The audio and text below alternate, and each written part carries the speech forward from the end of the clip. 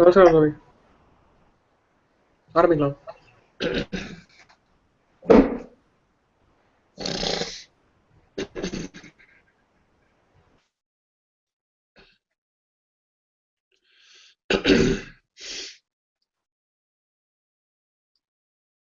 यो नित्यमच्युतपदाम्बुजयुग्मरुक्मव्यामोहतस्तरितराणि तृणाय मेने अस्मद्गुरोर्भगवतोऽस्य दयैकसिन्धोः रामानुजस्य चरणौ शरणं प्रपद्ये.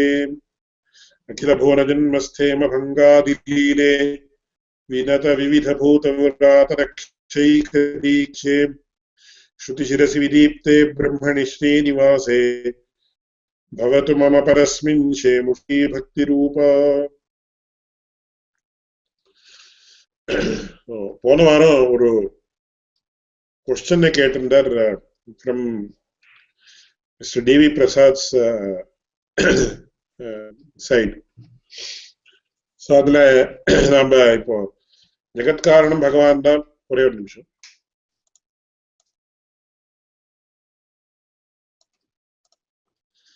ஜெகத்காரணம் பகவான் தான் அப்படின்னு சொல்லி நாம இதெல்லாம் கேட்கறது, இதெல்லாம் அதுக்கும் இதுக்கும் எப்படி how it is related அப்படின்னு அதுக்கு I was reminded of an example, a close associate.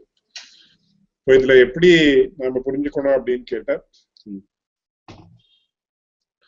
இப்போ we read in the book, இந்த இப்போ ஃபார் எக்ஸாம்பிள் நம்ம கல்கண்டன்னு சொல்றோம், சுகர் கேண்டி, அது வந்து ரொம்ப ருச்சியா இருக்கும், ரொம்ப ஸ்வீட்டா இருக்கும் அப்படின்னு சொல்லி அதை பத்தி வர்ணனங்கள் தான் வருது. So we also understand that it is very sweet and we like it and all those things. And when we actually know about the sweetness of sugar candies, only when we place it on our tongue and then experience the sweetness. அந்த மாதிரி இப்ப நமக்கு என்ன ஆகுதுன்னா, இப்போ பிரம்மசூத்திரங்கள்ல இந்த மாதிரி பகவான் அகில கல்யாண குணாத்மகா அப்படி இப்படி இதெல்லாம் என்னென்ன விஷயங்கள் தான் சொல்றதோ அதெல்லாம் இப்போ நமக்கு we understand it in a particular manner, but to have practical experience அது எப்படி இப்போ நம்ம ஸ்ருதிகள்ல ஸ்மிருதிகள்ல இதெல்லாம் சொல்லியிருக்கிறது எப்படின்னா, it is like reading about the sweetness and greatness of the sugar candy, but when we are able to enjoy the sweetness அப்படின்னா only when we actually keep that sugar candy on our tongue and then experience the sweetness, அப்பதான் ரொம்ப அற்புதமா இருக்கு. So இப்போ ஸ்ருதிகள்ல கேட்டு இருக்கிறது இதெல்லாம் நமக்கு எப்படின்னா, அதெல்லாம் நாம we read about the sugar candy அந்த மாதிரி. பட் பியூர்லி பிலோசாபிக்கல் திருஷ்டியில நாம சொல்றதா இல்லை, வேதாந்தத்தினுடைய திருஷ்டியில சொல்றதா இல்லை, ஞான யோகம், கர்மயோகம், பக்தி யோகம் இதை அனுஷ்டானம் பண்ணி இல்ல பிரம்ம வித்யோபாசனத்தை பண்ணி நாம் அப்புறம் பகவானுடைய ஒரு அனுபவம் நமக்கு ஏற்பட்ட போனா we realize all these things just as personally individually enjoying the sweetness of sugar cane. So இது ரெண்டுக்கும் there is a specific and marked difference between reading about it and experiencing it. So as of now we are all reading about it, but experience ஏற்படணும்னா அது எப்படின்னா அதுக்கு நிறைய விஷயங்கள் எல்லாம் மேற்கொண்டு சொல்லியிருக்கு. இப்போ இந்த காலில் நாம ஞான யோகம் பண்ண முடியுமா, பக்தி யோகம் பண்ண முடியுமா, கர்மயோகம் பண்ண முடியுமா அப்படின்னு சொன்ன, இப்போ ஸ்ரீ வைஷ்ணவாளை பொறுத்த வரைக்கும் அது ஃபார்மலா என்ன சொல்றா அப்படின்னு கேட்டா, பிரபத்தி அப்படின்னு நாமெல்லாம் பிரபந்தாள் பிரபத்தி அப்படின்றதுதான் நமக்கு உபாயம் அப்படின்னு சொல்லி ஒரு லெவல்ல சொல்றா. அதுக்கப்புறம் some people say பிரபத்தின்ற தனியா அனுஷ்டானம் பண்ணலாமா கூடாதா இத்தியாதி விவாதங்கள் எல்லாம் இருக்கு. Let us not enter into that. So some people say it is it is the duty of the Lord to accept us as his disciple or his devotee, and நமக்கு அந்த அனுபவத்தை கொடுக்கிறது பகவானுடைய ஒரு கர்த்தவியம் அப்படின்னு பாவிக்கணும் அப்படின்னு சில பேர் சொல்லுவாங்க. இதெல்லாம் ரொம்ப சூக்ஷ்மமான விஷயங்கள், ரொம்ப கொஞ்சம் அதுல சாம்பிரதாயிகமான ஒரு அபிப்பிராய பேதங்களும் உண்டு அதுல. So let us not get into that because அது ரொம்ப சூக்ஷ்மமான விஷயம். அதை இந்த மாதிரி நாம இப்படிதான் அப்படின்னு சொல்றதுக்கு இல்லை. ஏன்னா பரமாகவும் விரோதமாகவும் எப்படி சொன்னாலும் there are so many questions that remain unanswered. அதுக்கு அடியனுடைய ஆச்சாரியன் என்ன சொல்லுவாருன்னா, இது நாம இப்படி சப்தத்தாலே சொல்லி நாம தீர்மானம் பண்ற விஷயம் இல்லை, இதெல்லாம் தப்போகம்யம் அப்படின்னு ஒரே ஒரு வார்த்தை சொல்லுவார். அதனால அது இன்னொரு சில விஷயத்துல கூட என்ன ஆகுதுன்னா, இந்த விஷயத்துல just I was thinking about this, we should not purely depend upon the vachanas only. ஏன்னா இந்த வச்சனங்கள் யாருக்கு எந்த சமயத்துல எப்படி சொல்லியிருக்கா அப்படின்றது ரொம்ப முக்கியமான விஷயம். Context is very important. So இன்னைக்கு நமக்கு என்ன இருக்கு, கிரந்தங்கள்ல என்னென்ன வச்சனங்கள் எழுதியிருக்காளோ அந்த வச்சனங்கள் எந்த கான்டெக்ஸ்ட்ல யாருக்காக சொன்னார் அப்படின்றது நமக்கு ரொம்ப ஸ்பெசிபிக்கா ஜெனரலி தெரியாது நமக்கு. So that is why I give an example in this regard. இப்போ ஒரு 3 வயசோ 4 வயசு குழந்தைக்கு என்ன சொல்றாங்கன்னா, if it is creating some problem then we say போய் விளையாடிக்க போ அப்படின்னு சொல்றோம். So if an 8 or 10-year-old boy is doing that, then we say go and look after your studies. If an 18 or 20-year-old boy is doing, then the advice will be different. அப்படியே ஒரு 35-40 வயசு ஒருத்தன் அந்த மாதிரி பண்ணிட்டு இருந்தா then it is totally different. அதனால என்ன ஆகுது, the same person might be giving the advice and the same person might be giving the taking the advice, but the situation is very different depending upon his age. இப்போ ஒரு 15 வயசு பையன் நல்லா படிக்கணும் அப்படின்னு சொல்றோம், பட் அவனுக்கு ஏதோ ஒரு ஜாண்டிஸோ இல்லை ஏதோ காலராவோ ரொம்ப தீவிரமான வியாதி ஏற்பட்டு இருந்ததுன்னு அப்போ என்ன ஆகுதுன்னு நமக்கு என்ன சொல்றேன், இப்போ படிக்காரு நீ, even though education is very important, you look after your health அப்படின்னு. So that should not be taken as a standard and said டிப்பார படிக்க வேண்டாம் ஹெல்த்தா பார்த்துக்கணும்னு சொல்லியிருக்காரு இவர், இந்த ஆச்சாரியர் இப்படி சொல்லிவிட்டார் அப்படின்னு சொன்னார். It is in a different context.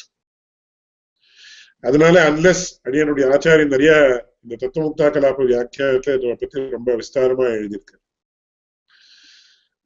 உதாரணத்துக்கு இன்னொரு உதாரணம் சொல்றதா என்ன, சுவாமி தேசிகன் என்ன பண்றார் தத்துவமுக்தா கலாபத்துல இந்த பூபிரமணவாதம் அப்படியே சூரிய பிரமணவாதம் இது ரெண்டா இருக்கிற சந்தர்ப்பத்துல பூபிரமணவாதத்தை நிராகரணம் பண்ணி சூரிய பிரமணவாதத்துல இது சப்ஸ்டான்சியேட்ஸ் அண்ட் அதுக்கு சில யுக்திகள் எல்லாம் சொல்றாரு.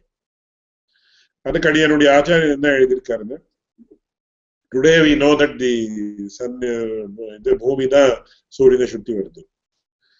பட் ஒருத்தன் பிரம்ம விசாரத்திலேயே ரொம்ப தீவிரமாக ஈடுபட்டிருக்கிற சந்தர்ப்பத்துல it is immaterial whether the sun goes around the earth or earth goes around the sun.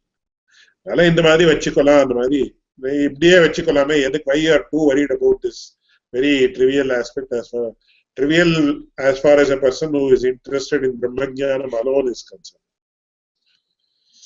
அதனால நாம இந்த திருஷ்டியில அதுக்குதான் அவர் என்ன சொல்றாருன்னு கடைசியில எத்ரோதாசி த்விதாவா சமகணி அப்படின்னு, பகவன் லக்ஷ்மணாச்சாரிய முத்ரா மக்ஷுத்ராச்சாரிய சிக்ஷா சதகுணிதமதே ரப்ரமத்தான் நமத்தா அப்படின்னு சொல்லி. சோ இதை பத்தியெல்லாம் நிறைய விஷயங்கள் நம்ம தெரிஞ்சுக்க வேண்டிய விஷயம் இருக்கு. எதுக்காக அப்படின்னு சொல்ல வந்தேன்னு, many a times when the vachanas are brought in, இப்போ ஸ்ரீபாஷ்யத்திலேயே ஆகட்டும் வேற கிரந்தங்கள்லயே ஆகட்டும், நம்ம இந்த வச்சனத்துக்கும் விரோதம் இருக்கே அப்படின்னு நமக்கு தோணுது. The context is generally not well explained due to various reasons. அதனால யாருக்காக சொன்னார் எப்போ சொன்னார் அப்படின்றது நமக்கு தெரியாமையே வரமே, இந்த இடத்துல இவர் இப்படி சொல்லியிருக்கார், இந்த இடத்துல எப்படி சொல்லியிருக்கார், இவர் பரஸ்பர விரோதம் வருது, நம்ம பூர்வாச்சாரியாளுக்குள்ளேயே விரோதம் உண்டு அப்படி இப்படின்னெல்லாம் நிறைய டைம்ஸ் வியாக்கியானங்கள் எல்லாம் வருது ஏற்படுது. ரொம்ப ஆழமாக டீப்பாக போய் நாம என்ன பண்றோம்னா இந்த எந்த கான்டெக்ட்ல வந்திருக்கு என்னன்றதெல்லாம் நம்ம ரிசர்ச் பண்ணி அதுக்கப்புறம் தான் நம்ம கரெக்டா this is mentioned in this contact, this is mentioned in this contact அப்படின்றது நம்ம தீர்மானம் பண்ணதுக்கு அப்புறம் தான் we can actually do something, we can actually say something very specific and concrete. இப்போ இன்னைக்கு கூட இன்னொரு ரகுவம்சத்தினுடைய கிளாஸ்ல இதே மாதிரி விஷயம் வந்துட்டு பிரசங்காத் விஞ்ஞாபிச்சுருக்கு. அதுல என்ன வருதுன்னா, இந்த அஜமஹாராஜா அவனுடைய இந்துமதி ஸ்வயம்வரம் அப்படின்னு ஒரு ரொம்ப பியூட்டிஃபுல்லான ஒரு இது. அதுல இந்த கார்த்தவீரிய அர்ஜுனுடைய கதை வருது. ஸோ கார்த்தவீரிய அர்ஜுனுடைய டிசெண்டன்டிவா யாரா இந்த ராஜா who is actually a contemporary of அஜான். ஸோ அந்த கார்த்தவீரிய அர்ஜுனுடைய கதையெல்லாம் தத்தாத்திரேயனுடைய பிரசாதத்தால அவனுக்கு இதெல்லாம் ஏற்பட்டதுன்னு சொல்லி மகாபாரதத்துல வருது. இன்னொரு புராணத்துல இன்னொரு மாதிரி வருது, இன்னொரு புராணத்துல இன்னொரு மாதிரி வருது. So the students asked me, see, in Mahabharata it is mentioned like this, in some other Purana it is mentioned like this, how to reconcile these things? Though the students are of a relatively lower grade in the sense class not of a degree level or something, they are of a 10th standard level. So then I mentioned that இப்போ இந்த புராணத்துல எப்படி இருக்கு, இந்த புராணத்துல எப்படி இருக்கு, மகாபாரதத்துல எப்படி இருக்கு, ராமாயணத்துல எப்படி இருக்கு, விஷ்ணு புராணத்திலயும் வருது, அப்புறம் வேற வேற காவியங்கள்ல எல்லாம் இந்த கதை வருது. So no effort has been done to actually reconcile even one aspect with even in the Puranas or Vedantam or இது இந்த மாதிரி பூர்த்தியா நாம பார்த்து இதனுடைய அடியனுடைய ஆச்சாரியனுடைய வார்த்தை சொல்றது அடி நுனி மேல கீழே அப்படின்னு from all dimensions ஒரு விஷயத்தை பார்த்து நாம தீர்மானம் பண்றோம். Even though so many works have been written in Vedanta Shastra, even with regard to one concept or two concepts, such studies have seldom been brought out. Romba sporadically some person might have done put in some effort, but really romba deep இப்ப westerners எவ்வளோ research எல்லாம் பண்றாங்க, அந்த மாதிரி நம்ம Indian ட்ரெடிஷன்ல யாரும் research பண்ணதாக நமக்கு தெரிய வரும். So just I mentioned these things, Prasanga idella mention pannidhen. But to the question specifically raised in the end of the previous class, this is the answer. We can have the example of the sweetness of sugar candy with regard to this thing. So with this I conclude the interaction on the previous class. இப்போ வந்து இந்த அனுமான பிரயோகம் அப்படின்றது என்ன, அனுமான பிரமாணம் அப்படின்றது என்னன்றதை பத்தி இப்போ விஷயங்களை பார்க்கலாம்.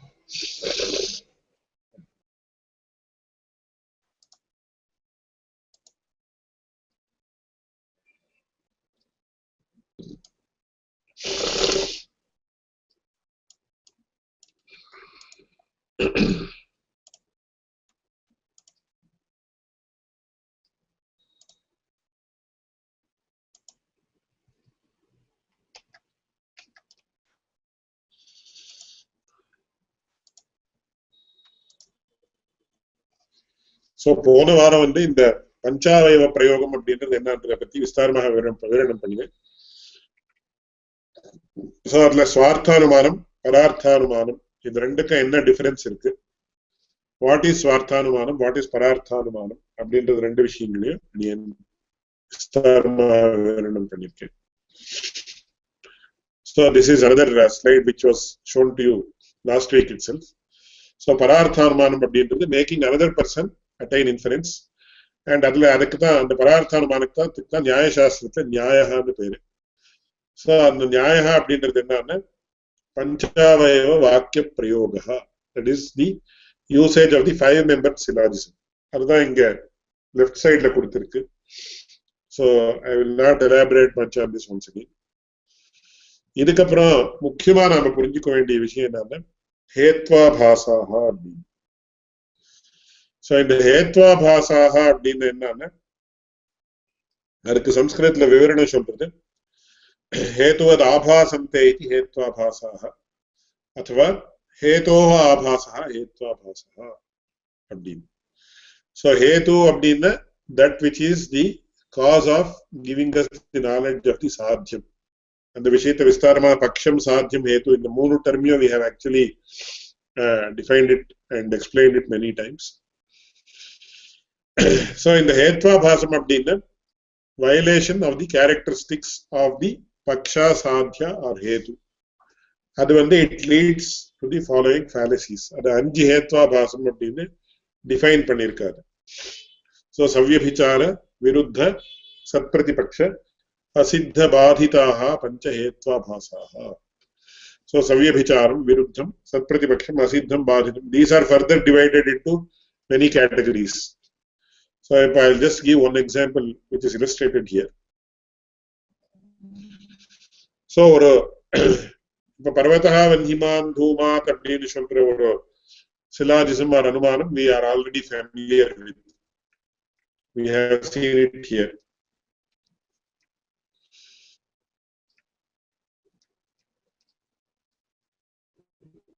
So this is the syllogism which actually Parvatha அப்படின்றது பக்ஷம், வன்ஹிமான் அப்படின்னா வன்ஹி அப்படின்றது சாத்தியம், தூமஹா அப்படின்றது ஹேது.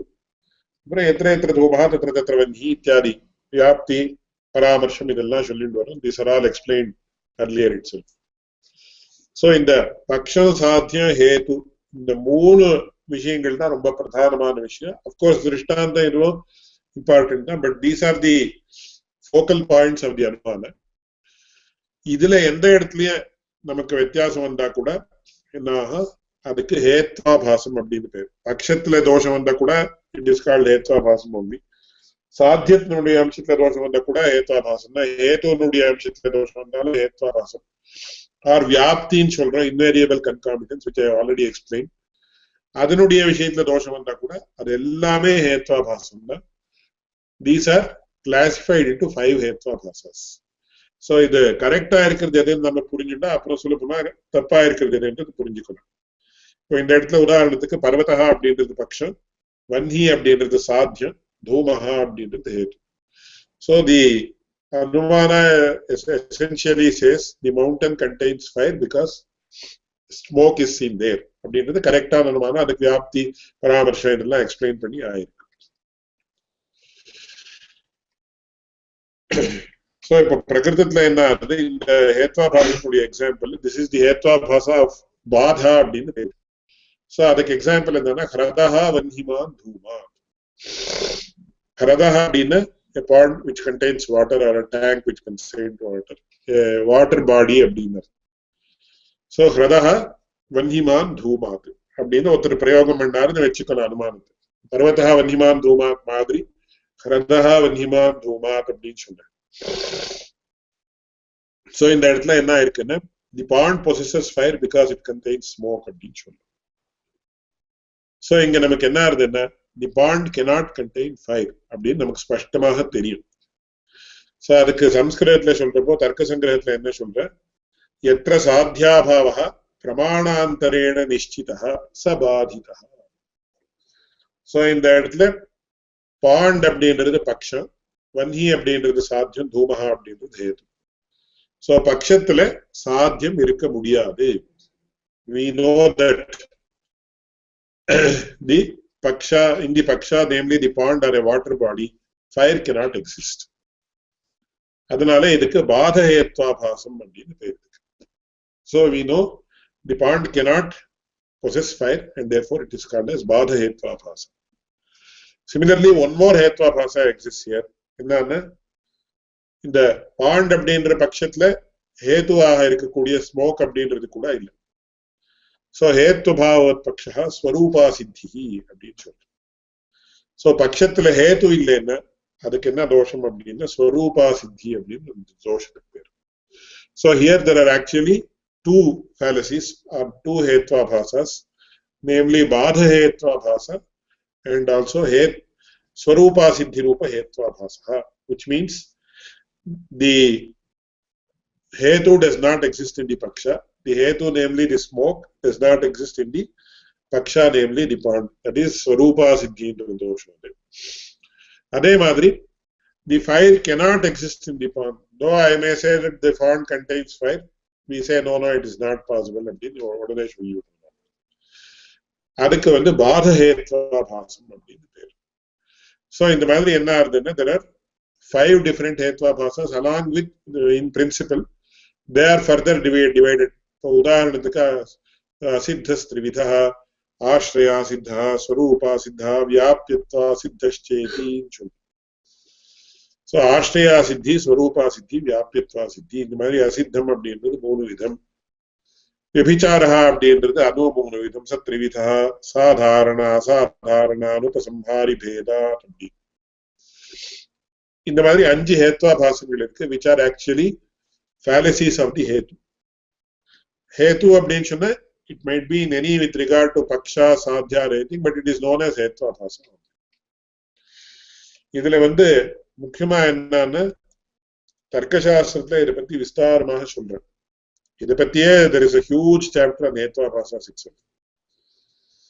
இதுல ஹேத்வாபாசங்களுடைய ஞானம் நமக்கு ரொம்ப முக்கியமா வேணும்னு சொல்லி அந்த தர்க்கசாஸ்திரத்துல சொல்றப்ப அவ என்ன சொல்றாங்க, அத ஹேத்வாபாசாக தத்துவ நிர்ணய விஜய பிரயோஜகத்வாது நிரூபியத்தே அப்படின்னு ஒரு வார்த்தை தத்துவ சிந்தாமணின்ற கிரந்தத்துல சொல்றார் கங்கேஷோபாத்தியாயர். இந்த ஹேத்வாபாசங்களுடைய ஞானம், that is fallacies of inference as we can translate it, அதனுடைய ஞானம் நமக்கு ஸ்பஷ்டமாக வேணும். எதுக்காக வேணும் அப்படின்னா 2 காரணத்துக்காக வேணும் அப்படின்னு சொல்றார். அத ஹேத்வாபாசாக நிரூபியந்தே. I am going to explain all the details of the hetvabhasas. எதுக்காகனா தத்துவ நிர்ணய விஜய பிரயோஜகத்வாத். சோ எதுக்காகனா தத்துவ நிர்ணயத்திற்காக அப்படின்றது ஒரு முதல் பிரயோஜனம். இரண்டாவது விஜயஹா அப்படின்றது பிரயோஜனம். சோ தத்துவ நிர்ணயம் ஆகணும்னாலும் நமக்கு ஹேத்வாபாசங்களுடைய ஞானம், நமக்கு தோஷங்களுடைய ஹேத்வாபாசம் நாம ஹேத்து தோஷா. சோ அந்த ஹேத்து தோஷங்களுடைய ஞானமும் நமக்கு ஸ்பஷ்டமா தெரியணும். எதுக்காகன்னா நாம அனுமான பிரயோகம் பண்றப்போ, இது விசிஷ்டாத்வைதத்திலயும் ரொம்ப முக்கியமான விஷயம். இதெல்லாம் விசிஷ்டாத்வைதத்துக்கு சமானமான விஷயம். அதனால நாம அனுமான பிரயோகம் பண்ற சமயத்துல we should avoid all the fallacies. ஹேத்வாபாசங்கள் எதுவும் வராம இருக்கிற மாதிரி அனுமான பிரயோகத்தை பண்ணணும். either in our personal life or சாஸ்திரியமான இதுல. Personal life many times our inferences are there are a lot of fallacies in them. நாம ஏதோ இதுக்கும் வியாப்தி இருக்குன்னு நினைக்கிறோம். we can actually, when we fail in our inference, we can actually attribute the cause to that. இந்த காரணத்தால இந்த மாதிரி ஆச்சு. So most of our calculations are based on அனுமானம். அதுல எந்த ஹேத்வாபாசத்தினால நம்ம அனுமானம் ஃபெயில் ஆச்சுன்னு we can easily identify when we analyze it from a சாஸ்திரியமான point of view. பண்ண அதனால இங்க என்ன ஆகுதுன்னா, நாம ஹேது பிரயோகத்தை பண்ற சந்தர்ப்பத்துல அனுமான பிரயோகத்தை பண்ற சந்தர்ப்பத்துல நமக்கு எந்த தோஷமும் சவ்யபிச்சாரம், சத்பிரதிபட்சம், சித்தம், பாதம், இந்த மாதிரி எந்த தோஷமும் வராம இருக்கிறது அப்படின்றது ரொம்ப முக்கியமான விஷயம். அப்படியே எதிரில இருக்கக்கூடியவர் அவர் ஏதாவது தப்பண்ணினாருங்க, பிரதிவாதியாக இருக்கக்கூடியவர் தப்பண்ணினாருன்னா அப்போ என்ன பண்ணினோம்னா அதுல இந்த ஹேத்வாபாசனுடைய உத்பாவனம் அப்படின்னு சொல்றோம். You have to point out the fallacy in the anumana which is actually used by the opposite party. அதனால நமக்கு நாம புரிஞ்சுக்கிறது எதுக்காக, தத்துவ நிர்ணயத்துக்காக. நாம ஹேத்வாபாசத்தை பிரயோகம் பண்ணாம இருக்கிறதுக்காக நாம புரிஞ்சுக்கணும்.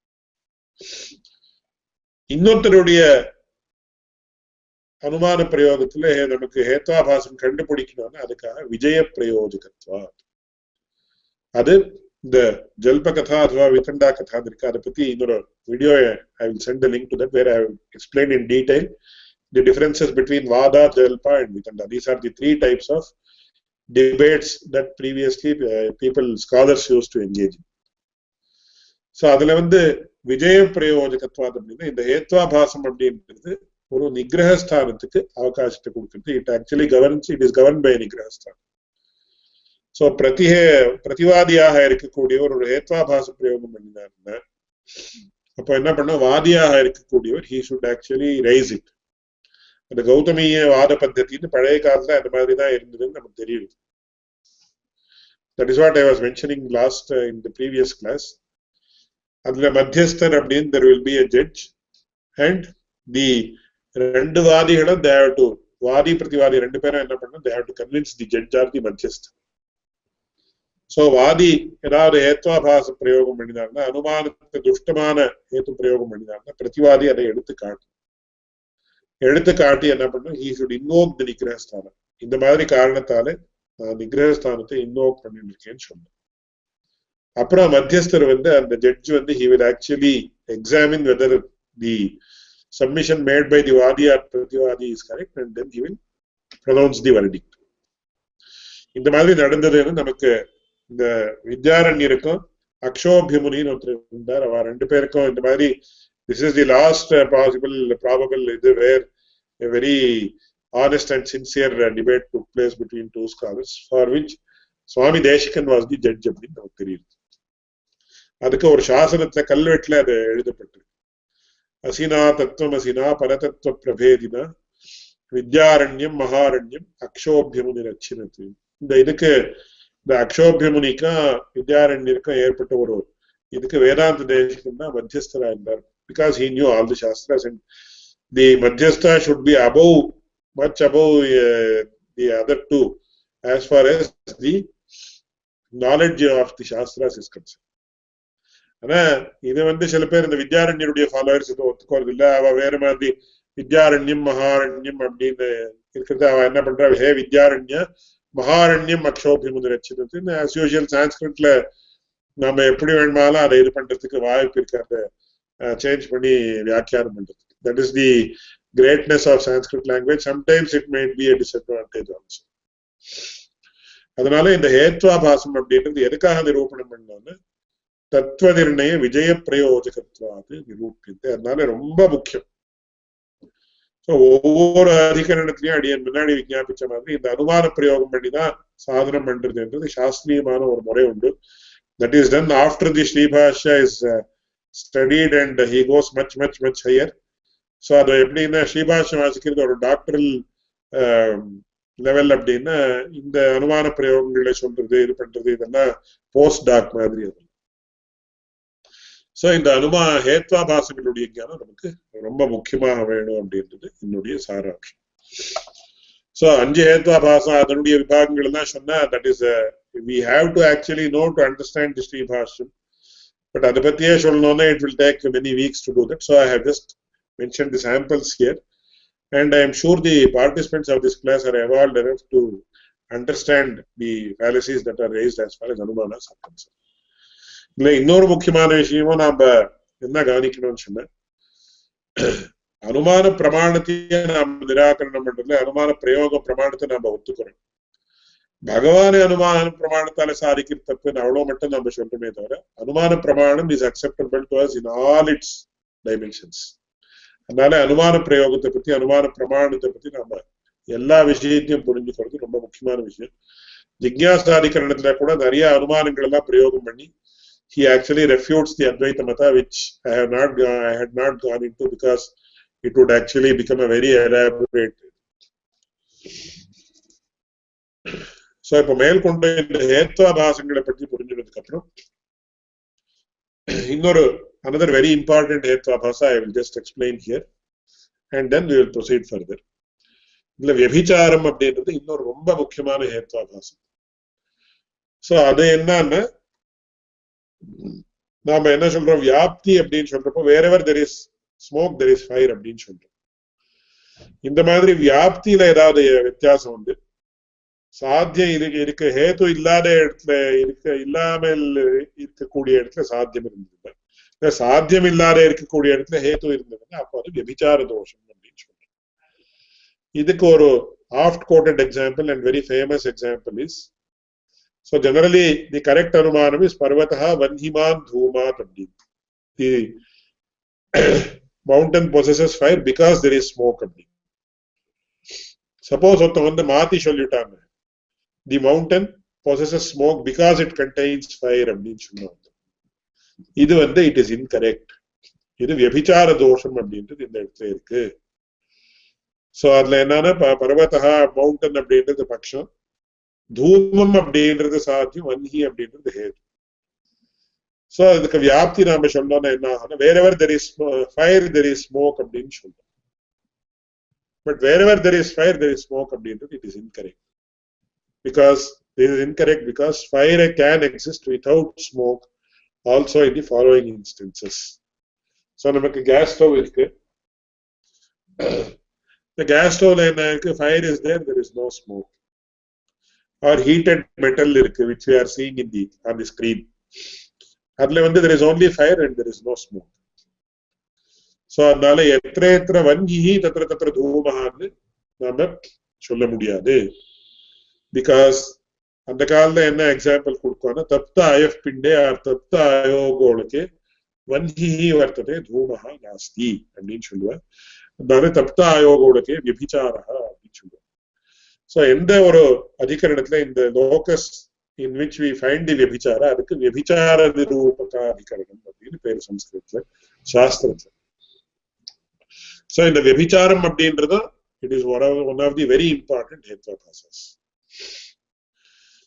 So இதுக்கு இன்னொரு சிம்பிளான எக்ஸாம்பிள் என்ன கொடுக்கலாம்னா every day is not Sunday but every Sunday is a day. So every day is not Sunday அப்படின்றதும் true, every Sunday is a day அப்படின்றதும் true.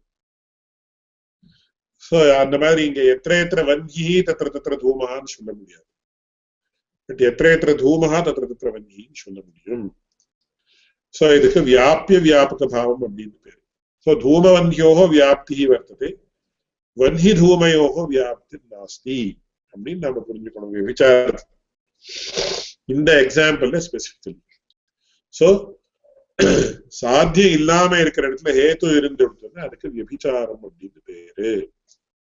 So vyabhichara dosham bada dosham rendu romba important dosham. Of course every hetva is important, but these two are raised frequently because this is the place where there can possibly exist the probability of doshas is more.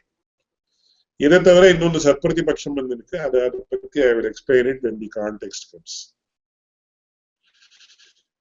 So idla innoru mukkiyamaana vishayam enna ketta romba per enna kekkrana என்ன நீங்க இந்த அதுல கொஞ்சம் வேடிக்கையா கூட சொல்றது உண்டு. இந்த தர்க்க சாஸ்திரத்துல என்ன பண்ணுவான்னா they will give the example of fire and smoke. அப்புறம் ஜெனரலா என்ன பண்ணுவா கடஹா பட்டஹா அப்படின்னு சொல்லுவா. கடஹான்னா நர்தன் பாட் மண் பானை, பட்டஹான்னா துணி. அப்புறம் சில சமயத்துல என்ன ஆகும் டு கிவ் எக்ஸாம்பிள்ஸ் புரோக்கன் பாட் அப்படின்னு சொல்லுவா. புரோக்கன் இது துணி கிழிச்ச இது இதெல்லாம் சொல்லுவா. So in the பழைய காலத்துல என்னன்னா there would be healthy debates between the different சாஸ்திரஜ்ஞாஸ். So அதுல ஒரு வேடிக்கைக்காக அப்படின்னு சொல்றேன். இந்த விஷயத்துல என்ன பண்ணுவாங்கன்னா இந்த ஆலங்காரிகால those who are very deeply interested in literature அவளும் இருப்பா. ஸோ தர்க்க சாஸ்திரம் வாசிச்சவாளும் இருப்பா, வியாக்கரண வாசிச்சவாளும் இருப்பா. ஸோ அதுக்கு என்னன்னா வியாக்கரணத்துல என்ன 4000 சூத்திரங்கள் இருக்கு பாணினிக்கு. பாணினி எழுதியிருக்கிற வியாக்கரண சூத்திரங்கள் which is often quoted in the Sribhashyam and all works. But generally இந்த வையாக்கரணான்னு சொல்லுவா வியாக்கரண வாசிச்சவள். ஸோ அவளை கேட்டா அவ என்ன சூத்திரம் உடனேன்னு கேட்டா உடனே இப்படி மேல பார்ப்பாள் இந்த என்ன சூத்திரம் அப்படின்னு. அதுக்காக அவருக்கு என்ன சொல்லுவான்னா வையாக்கரண கசூச்சிஹி அப்படின்னு சொல்லுவார். வையாக்கரண கசூச்சிஹின்னா he is always pointing towards the sky. Because இது என்ன சூத்திரம் உடனே அப்படின்னு இப்படி ஆமா அப்படி என்ன ஞாபகம் இல்லையா அப்படின்னு இப்படி மேலே பாக்குறாங்க. சோ வையாக்கரண கசூச்சிஹி அப்படின்னு. அப்புறம் இதெல்லாம் இவர் பாணினி மகர்ஷியினுடைய இதுலயே காட்டுறார். அவரே எக்ஸாம்பிள்ஸ் எல்லாம் கொடுக்கிறார். அப்படியே மீமாம்சக தர்துரூட்டா அப்படின்னு சொல்றார். மீமாம்சகாசனா they are little cantankerous fellows அப்படின்னு. அதெல்லாம் அதுல சுவாரஸ்யமா சொல்றதுக்கெல்லாம் நிறைய ஜோக்ஸ் எல்லாம் இருக்கு. இப்போ எதுக்காக சொல்ல வந்தேன்னா we had a teacher in Melkote who was deeply interested in அலங்கார சாஸ்திரம். அவருக்கு யாரோ ஒருத்தர் சொல்லிட்டார் என்ன அலங்கார சாஸ்திரத்துல என்ன லிட்ரேச்சர்ல என்ன இருக்கு, இட் இஸ் ஆல் எல்லாம் ஸ்திரீகளை வர்ணிக்கிறா, அவளுடைய இது சிகை இந்த மாதிரி இருந்தது, இதெல்லாம் இந்த மாதிரி இருந்தது. So it is all just அதுக்கு சம்ஸ்கிருதத்துல கொஞ்சம் இதா சொல்லுவா, கொஞ்சம் கிராமியமா சொல்லுவா, எல்லாம் கச்சக்குச்சா வரணும் அப்படின்னு சொல்லிடுவா. அதுக்கு உடனே அவர் ரெஸ்பாண்ட் பண்ணினாரு. நான் உங்க தர்க்க சாஸ்திரத்துல எப்போ வன்னி தூமம் கட்டம் பட்டம் இந்த மாதிரிதான் பேசுறேன். வன்னி தூமம்னா ஜென்ரலி இது பர்வதம் வன்னி தூமம் இதெல்லாம் ஜென்ரலி இதெல்லாம் அசோசியேட்டட் வித் அபரகர்மங்கள். ஸோ உங்க சாஸ்திரமே வர அபரகர்மத்துடைய சாஸ்திரம் அப்படின்னு he actually made a remark. Because கண்டபட்டம் கண்டகட்டம் இதெல்லாம் எப்போ யூஸ் பண்றோம்னா only after somebody passes away அந்த இல்ல யூஸ் பண்றோம். ஸோ உங்க சாஸ்திரமே அபரகர்மத்துடைய சாஸ்திரம் அப்படின்னு சொல்லி இந்த மாதிரி கொஞ்சம் ஹெல்த்தி டிபேட் எல்லாம் ஒரு வேடிக்கையா இதெல்லாம் நடக்கும் அப்படின்னு சொல்றேன்.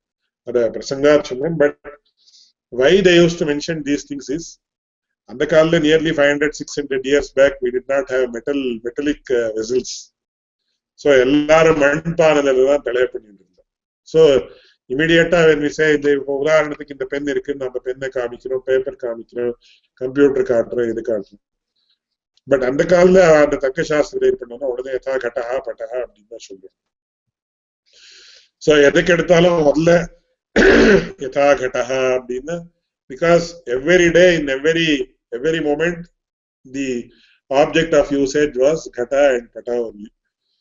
அதே மாதிரி தேவர் ஆல் இன் பிராகிருத்திகமான ஒரு நேச்சுரல் இதுல இருந்தால பர்வதம் வஞ்சி தோமோ இந்த எக்ஸாம்பிள்ஸ் சொல்லிட்டு. But nowadays people ask, why don't you give modern examples, why do you stick to vanji dhuma etc. only? அதுக்கு அந்த காலத்திலேயே எக்ஸாம்பிள்ஸ் எல்லாம் கொடுத்துருக்கா. Just I am coating a few examples for variety which we use in our day to day life. So இது பிரசித்தமான உதாரணம். So இதன் பலம் ஏதத் ரூபவத் ஏதத் ரசாத். நாம மார்க்கெட்ல மாம்பழம் வாங்க போறோம். மாம்பழம் வாங்க போன உடனே we are actually immediately அந்த பழம் வாங்குறதுலயும் கூட சில எக்ஸ்பர்டைஸ் எல்லாம் அவ்வளவு எல்லாருக்கும் பழம் வாங்குறது எப்படின்னு தெரியாது. So they should be trained properly in that, in selecting fruits. Many times when I bring fruits, அதுல வந்து என்ன இந்த மாதிரி பழம் கொடுத்துருக்கீங்க, generally the male persons will not be able to distinguish between the correct fruits and இது இப்போ நம்ம கல்யாணம் வாங்குறதுக்கு போனா எது நல்லா இருக்கும் எது நல்லா இல்லைன்னு we will not be able to devote our time. Then we get the good scolding at home. So இதுல என்ன அந்த காலத்திலே இந்த அனுமான பிரயோகம் பண்ணிருக்கா, இதம் பலம் ஏதத் ரூபவது ஏதத் ரசாத் அப்படின்னு. சோ இதுலயும் பட்சம் என்னன்னா பலம் அப்படின்றது பட்சம், ஏதத் ரூபம் அப்படின்றது சாத்தியம், ஏதத் ரசாத் அப்படின்னு ஹேது. So because it possesses sweet taste, it contains this color அப்படின்னு நாம ஊகம் பண்ற அனுமானம் பண்ற. This is a very mundane and everyday used example. இந்த இடத்துல என்னன்னா we may also interchange the paksham and sadhyam. We may say idam phalam etad rasavati etad roopat. So நம்ம கலரை பார்த்து ஸ்வீட்னஸ் இன்ஃபர் பண்ணலாம், இல்ல அந்த ஸ்வீட்னஸ்ல இருந்து இந்த கலர் இருக்குன்னு அப்படி கூட அனுமான பிரயோகம் பண்ணலாம். In this case the paksha and sadhya are interchangeable also in certain cases. So this is a very classic example of inference which we use in our day to day life.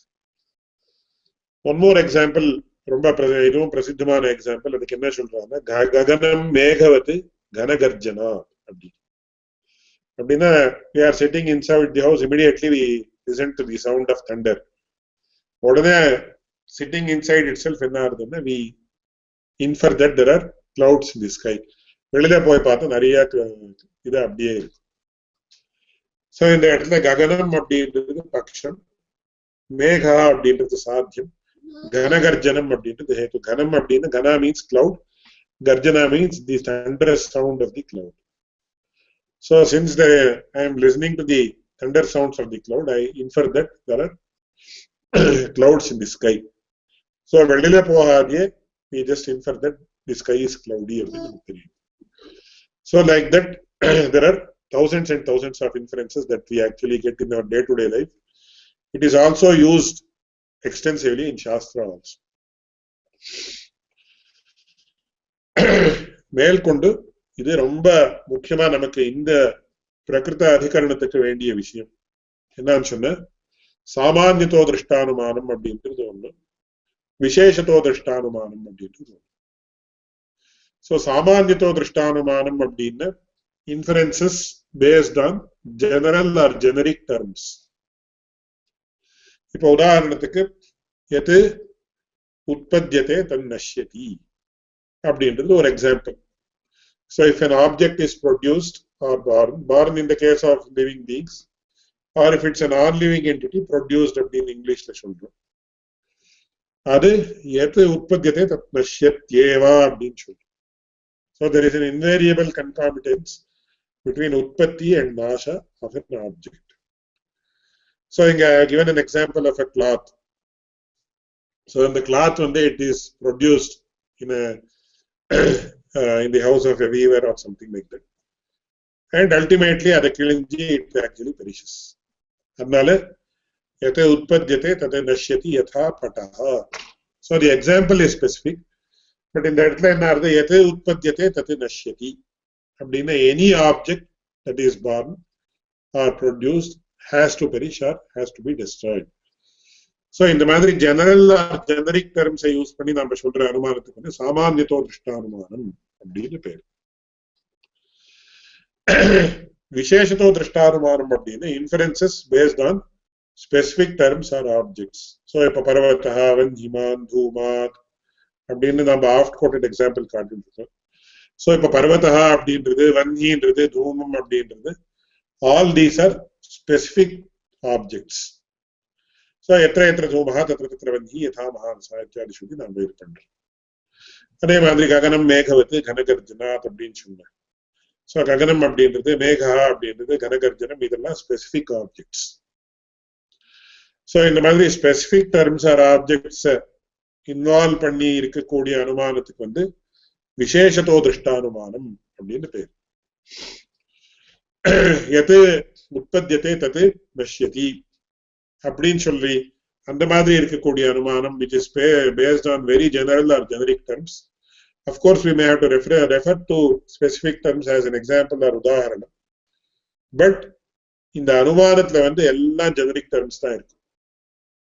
அப்போ என்ன ஆகும், இப்போ உதாரணத்துக்கு காரியம் நாசவத்து உற்பத்தேஹே அப்படின்னு சொன்னா, காரியம் நாசவத்து உற்பத்தேஹே எத்திர எத்திர உற்பத்தி தத்திர தத்திர நாசா யதா கட்டே யதா பட்டே அப்படின்னு சொல்றோம்.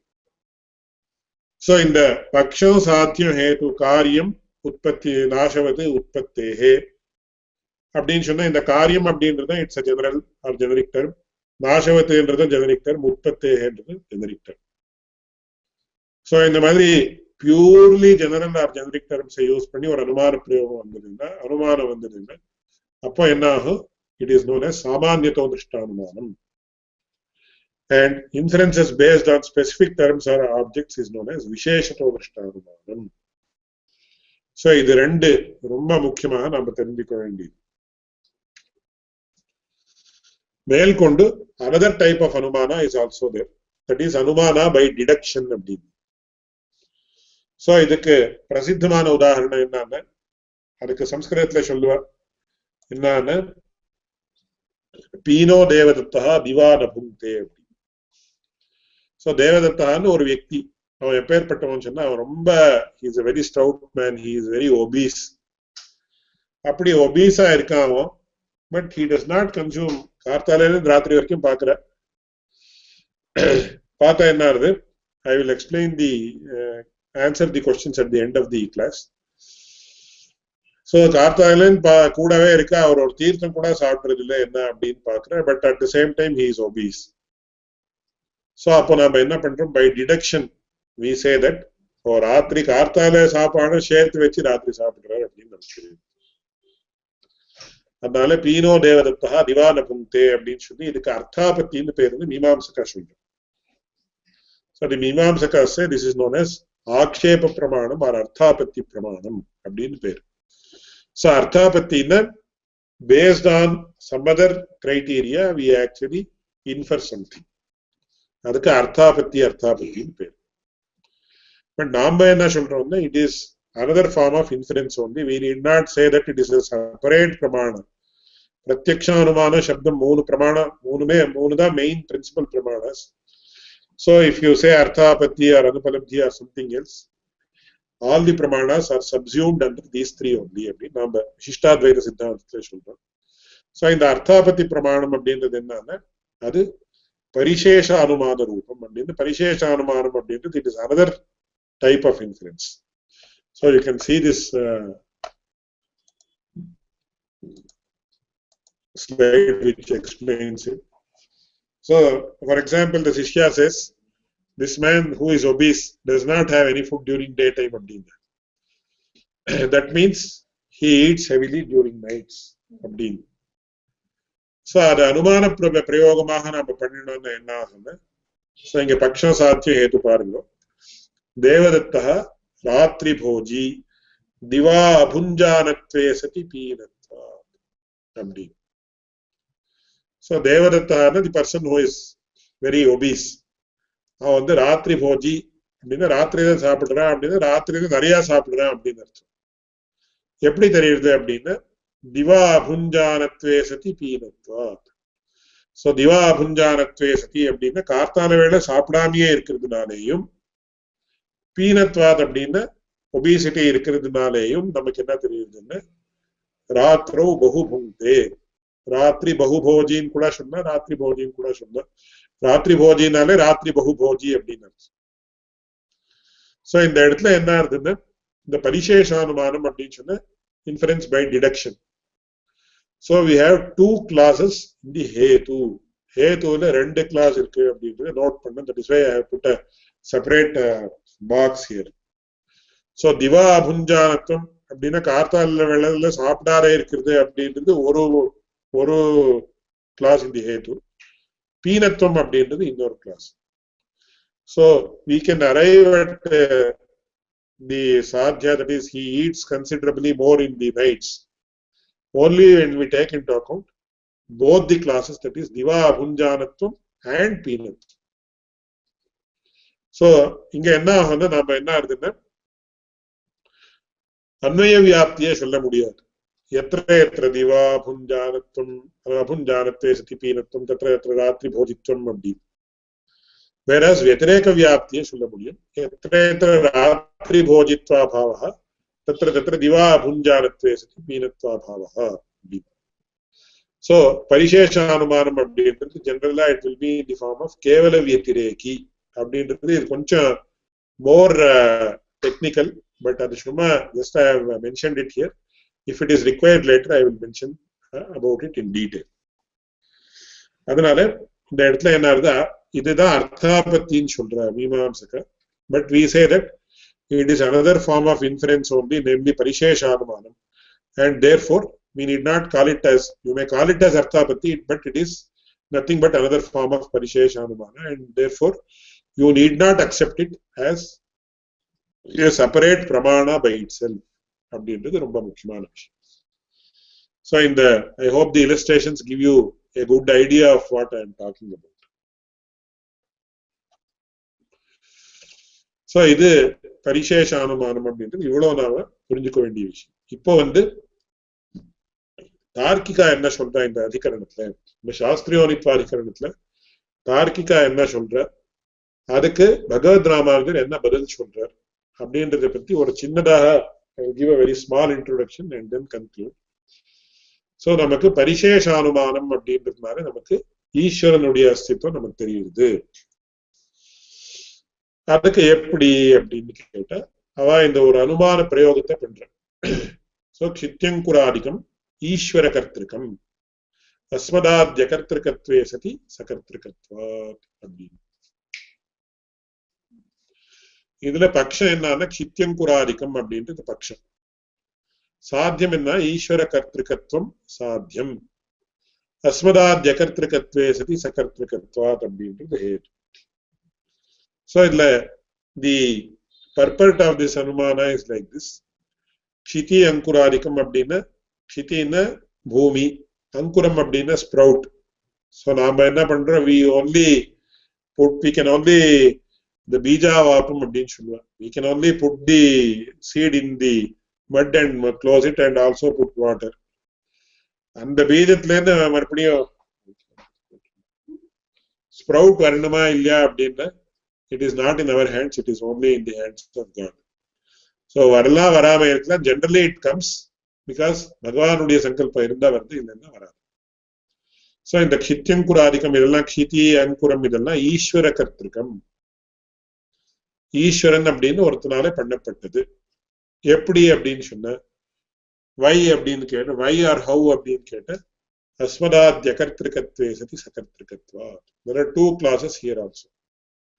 என்னன்னா இதெல்லாம் சகர்த்திருக்கம். That means it is actually created by some person, some conscious person or conscious entity. But is that conscious entity one among us abdina? No person who is a human being can create all these things. அதனால அஸ்மதாதி அகர்த்திருக்கத்துவம். நாம யாரும் பண்ணல, ஆனா யாரோ ஒருத்தர் பண்ணிருக்க. Who is that person அப்படின்னா by deduction is a ஈஸ்வரஹா அப்படின்னு ஒரு வியக்தி உண்டு அப்படின்னு நாம தார்க்கிகா இந்த மாதிரி சாதனம் பண்றோம். சோ க்ஷித்யங்குராதிகம் ஈஸ்வர கர்த்திருக்கம் அஸ்மதாத்ய கர்த்திருக்கத்வே சதி சகர்த்திருக்கத்வா. So these entities like the earth or sprouts or so many other things are created by a person. Asmadadi vilakshana purusha kartrikam அப்படின்னு கூட சொல்லுவார். So a unique person who may be called as Ishvara or whatever you want to call him, the name is not important. Why? How? அப்படின்னு கேட்டா, these are all objects that are created, that have come into existence afterwards. அப்படின்னா ஜன்யம், அதாவது they have come into existence or they are produced. And every object that is produced has to have a karta. அது மேல் கொண்டு வரப்போகுது. So சகர்த்திருக்கமாக இருக்கு, ஆனா நம்மளை போல இருக்கக்கூடிய ஒரு வியக்தி பண்ணதில்லை அப்படின்னு நமக்கு by deduction we can infer that there is a person who is quite different from us who has actually created this அப்படின்னு இந்த அனுமானத்துடைய அபிப்பிராயம். சோ க்ஷித்யங்குராதிகம் ஈஸ்வர கர்த்திருக்கம் அஸ்மதாத்ய கர்த்திருக்கத்வே சரி சகர்த்திருக்கத்வா அப்படின்னு அர்த்தம். சோ இதுக்கு மேற்கொண்டு there are still so many aspects that are to be mentioned. அது since there is little time left, I will take that up in the next class. But இவ்வளவு இந்த பரிசேஷானுமானத்தை நாம ரொம்ப முக்கியமாக ஞாபகம் வச்சுக்கணும். அதனுடைய அந்த அனுமான ஆகாரம் அப்படின்னு சொல்லுவேன். The syllogism is like this: க்ஷித்யங்குராதிகம் ஈஸ்வர கர்த்திருக்கம் அஸ்மதாத்ய கர்த்திருக்கத்வே சரி சகர்த்திருக்கத்வா அப்படி. இதை பத்தி மேற்கொண்ட விஷயங்களை அடுத்த கிளாஸ்ல கவனிக்கலாம். So இங்க one question is raised. அதுல என்னன்னா two questions: tapogamyam and not to be dependent on only sentences in shastras or vachanas. Yes, you are absolutely correct. இதுல என்னன்னா இந்த வச்சனங்கள் சாஸ்திரங்கள் இதெல்லாம் நமக்கு என்னன்னா அது திக்தர்ஷகம் அப்படின்னு சொல்லுவா சம்ஸ்கிருதத்துல. சோ அது இல்லாமையும் முடியாது. ஏன்னா கட்டோபனிஷத்துல சொல்றப்போ என்ன சொல்றதுன்னு அனன்ய புரோக்தே கதிரத்ர நாஸ்தின்னு ஸ்பஷ்டமா சொல்றது. அனன்ய புரோக்தே கதிரத்ர நாஸ்தி அணியாம் ஹ்யதர்க்கியம் அணு பிரமாணாத் அப்படின்னு சொல்றது. சோ பெரியோர்கள் யார் இருக்காளோ அவ சொன்னாதான் நமக்கு தெரியுறதே தவிர தெரியாம யாரோ சொல்லாம நமக்காகவே தெரியாது அப்படின்றது it is the general rule. அதனால இந்த வச்சனங்களுடைய ஆதாரத்தை வச்சுட்டு நாம என்ன பண்றோம், முதல்ல ஸ்ரோதவியா, அப்புறம் மந்தவியா, அப்புறம் நிதித்தியாசித்தவியா, அப்புறம் திரஷ்டவியா அப்படின்னு. தட் இஸ் தி கிரமம். So that is the point that needs to be mentioned. இன்னொரு another person has asked, can we correlate generic terms as common nouns and specific terms as proper nouns in layman language? I would not call it a noun. Of course English now we don't we have a different type of classification. So I would call it as a term அப்படினு நாம இது பண்ணலாம். So இப்போ காரியம் அப்படினு, இப்போ for example a human being அப்படினு சொல்றோம். Human being is a general noun of course. So human being it's a general term, whereas if I say Tom, Dick and Harry, Rama, Krishna, Govinda, Mukunda, Chunna, it is actually general name. So human beings are always in marine chunna, then at is samanito drishtanumana. Apdi illame when we specifically mention the name or something like that, it can be. So in a way we can say that common nouns appdinu vechikola and proper nouns appdinu vechikola, but it may not be universally applicable. So it's a good question, and we can idula sanskritla or vaartha undu asati satibadhake upadiyate satibadhake tyajyate. If we come across something that actually contradicts this, then we actually don't accept it. So until we come across any contradiction or something like that, we can accept what you have mentioned. But it's a good observation, and I think we can accept it in principle. வேற ஏதாவது questions இருக்கா?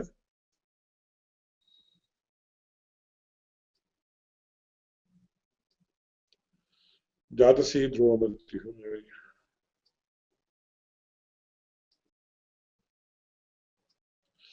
இதுல ஐ asked a specific question. அடியனுடைய ஆச்சாரியரை இந்த question கேட்டேன். ஜாதசே த்ருவோ மிருத்யு த்ருவம் ஜன்ம மிருத்யு ஜாதசே த்ருவோ மிருத்யு we can understand it. அது யக்ஷ பிரஷ்னத்துல கூட லைஃப்ல சத்தியம் எதுன்னு கேட்டா அனுல்லங்கனீயம் சத்தியம் அப்படின்னு சொல்றேன். But the question is very much important. So த்ருவம் ஜென்ம மிருதஸ்யச்சான்னு சொல்லியிருக்கேன். அப்போ மோட்சம் அப்படின்றது எப்படி? மோட்சம் இல்லைன்னு சொன்ன மாதிரி ஆயிடுது. Person who is definite who dies he is surely born again அப்படின்னு சொல்லிட்டு இருக்கேன். அப்போ நமக்கு இந்த ஜனன மரண சக்கரத்துல இருந்து விடுதலை ஏற்படுறது, மோட்சம் ஏற்படுறது இருக்கு. அப்போ எப்படி how this is contradictory to all the சாஸ்திராஸ் அப்படின்னு கேட்டு அவர் அதுக்கு ஒரே வார்த்தை சொல்லிட்டாரு. என்னன்னு, த்ருவம் ஜென்ம மிருதஸ்யச்சான்னு மிருதஸ்யான்ற வேர்டு இருக்கு அந்த இடத்துல. சோ ஒருத்தன் ஞானியாக இருந்தால், அவனுக்கு பகவத் சாட்சா்காரம் ஏற்பட்டிருந்தால், அவனுக்கு என்னன்னா அவனுடைய மரணம் என்னன்னா அதுக்கு மிருதத்துவம் சொல்ல மாட்டான், அமிர்தத்துவம் அப்படின்னு தான் சொல்லுவான் அப்படின்னு சொல்லி. சோ மிருதன் அப்படின்னா the term mrita is used only with regard to ordinary people, but the term as far as jnanis are concerned, ஆழ்வார்களோ ஆச்சாரியாலோ அந்த மாதிரி இருக்கிறவா யாரு இருந்தாலும் அவளுடைய விஷயத்துக்கு என்னன்னா அவளுக்கு அமிர்தத்துவம், சோ அமிர்தத்வாய கல்பதே அப்படின்னு சொல்ற, அதமர்த்தியோ அமிர்தோ பவதி இத்தியாதி நிறைய வாக்கியங்கள் தான் இருக்கு.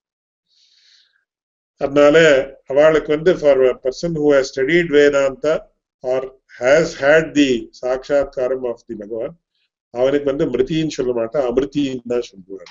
Though physically he also leaves his body like other people, it actually அவனுக்கு மிருதஹா அப்படின்னு சொல்ல மாட்டான், அமிர்தான்னு தான் சொல்லுவார். So that is one observation I had made on with regard to what your Ramanuja.org has mentioned. வேற ஏதாவது questions இருந்தா கேட்கலாம்.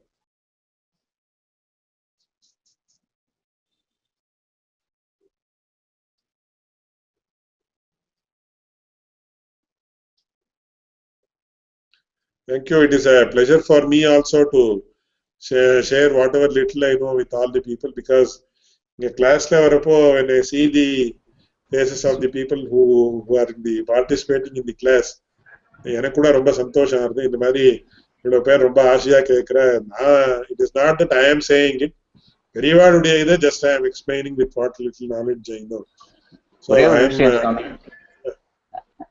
யாதாத்மியங்கிற வார்த்தைக்கு எப்படி ரூட் என்ன? அது எது ஆத்மியம்னா ஒன்ஸ் ஓன் நாலேஜ் அர்த்தமா? யாதாத்மியம் அப்படின்னா இந்த யதா அப்படின்ற சப்தம் யதார்த்தம், யதாத்மா அப்படின்னா அதுக்கு சம்ஸ்கிருதத்துல என்ன சொல்றாங்கன்னா அர்த்தம் அனதிக்கிரமிய யதார்த்தம், சக்தி அனதிக்கிரமிய யதாசக்தி அப்படின்னு.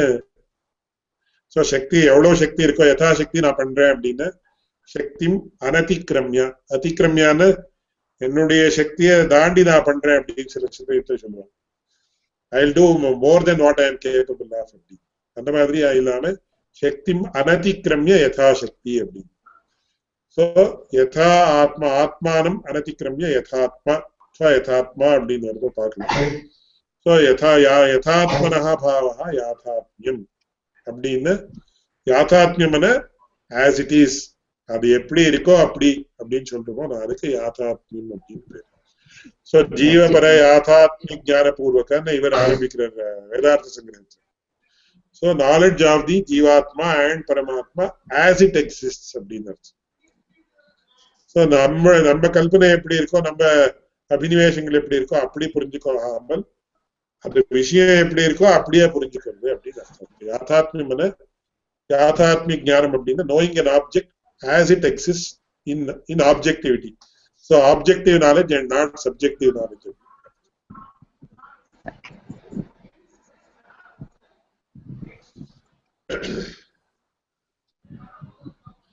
Atmana as it is அப்படின்னா ஆத்மான்ற சப்தத்துக்கு there are so many meanings.